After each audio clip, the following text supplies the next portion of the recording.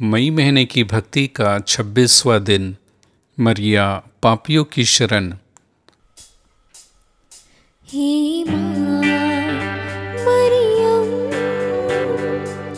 हमारी सहायनी, तूने सबके दुख दर्द को जानी। हे माँ मरियम हमारी सहायनी, तूने सबके दुख दर्द को जानी। तेरी सबसे निराली कहानी, इसलिए तू स्वर्ग की है रानी। हे माँ मरियम हमारी सहायनी, तूने सबके दुख दर्द को जानी। हम सभी अधिक भाग्यवान हैं क्योंकि माता मरिया स्वयं हमारी शरण और बल है, जो हमारे आध्यात्मिक एवं लौकिक भय से हमारी रक्षा करती है। मनुष्य कितना ही पापी क्यों न हो, यदि माता मरिया की शरण में जाएगा तो उसे किसी भी प्रकार का भय नहीं रहेगा। किसी भी गंभीर समस्या का सामना उसे करना पड़े, अर्थात बुरा कार्य, विचार, अन्याय, शोषण, पापों के दंड का भय या कष्ट उसे परेशान करे, परंतु यदि वह अपनी प्रिय माता की शरण लेगा तो माता याचक की सहायता अवश्य करेगी। माता मरिया ने निष्कलंक जन्म लिया, निष्कलंक जीवन जिया तथा निष्कलंक ही स्वर्ग सिधार गई। इसलिए वह चाहती है कि हम भी निष्पाप, निर्मल एवं धार्मिक जीवन जिए तथा मृत्यु के पश्चात उसके साथ स्वर्ग में अनंत सुख प्राप्त करें। हम सब चाहते हैं कि माता मरिया का प्यार हम पर सदा बना रहे, अतः हमें भी चाहिए कि परमेश्वर की आज्ञानुसार अपने पड़ोसियों के साथ प्रेम पूर्वक व्यवहार करें, उनके साथ भ्रातृ प्रेम की भावना बनाए रखें और उन्हें अपने समान प्यार करें। हम अपनी दैनिक प्रार्थना द्वारा परमपिता परमेश्वर से प्रार्थना करते हैं, हमारे अपराध हमें क्षमा कर, जैसे हम भी अपने अपराधियों को क्षमा करते हैं। ऐसी प्रार्थना के उपरांत भी यदि हम अपने अपराधियों को क्षमा नहीं करेंगे तो हमारा स्वर्गिक पिता भी हमारे अपराध क्षमा नहीं करेगा। अपनी माता मरिया के आदर्श को हम अवश्य अपनाएं, अपने पड़ोसी के प्रति प्रेम रखें तथा ईश्वर की आज्ञाओं का पालन करते हुए एक आदर्श जीवन जीने का प्रयास करें।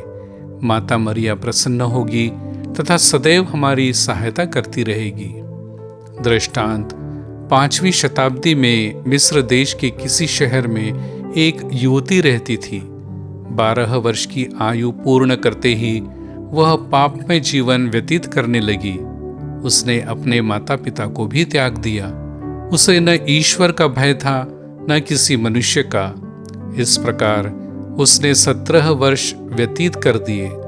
लोगों को पाप के जाल में फंसाने के उद्देश्य से वह यहूदिया पहुंच गई, जहां उसने लोगों को पाप के सागर में डुबाने का सफल प्रयास किया। एक दिन प्रभु के भक्त क्रूस के दर्शन तथा आराधना हेतु गिरजाघर में उपस्थित हुए। वह युवती भी लोगों को पाप के जाल में फंसाने के उद्देश्य से वहां पहुंच गई, परंतु वह गिरजाघर में प्रवेश न कर सकी। एक अदृश्य शक्ति उसे बाहर रोके हुए थी। उसने बारंबार गिरजाघर में प्रवेश करने का प्रयत्न किया, परंतु सब व्यर्थ हुआ। उसे बहुत आश्चर्य हुआ। उसे अपने अतीत की याद आई। वह अपने असंख्य पापों के कारण अत्यंत विचलित हो उठी। गिरजाघर के द्वार पर माता मरिया की तस्वीर लगी हुई थी। उस युवती की दृष्टि उस तस्वीर पर पड़ी।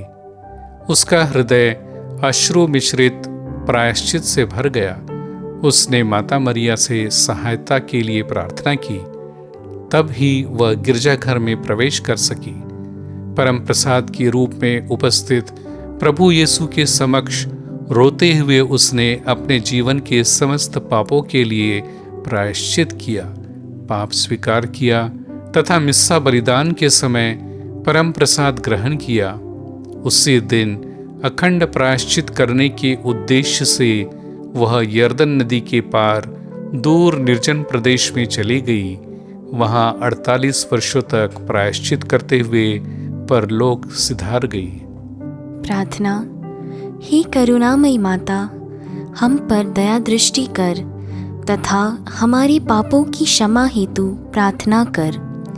तू ही हमारी शरण, सहारा और बल है। हमें पाप और पाप के अवसरों से सुरक्षित रख।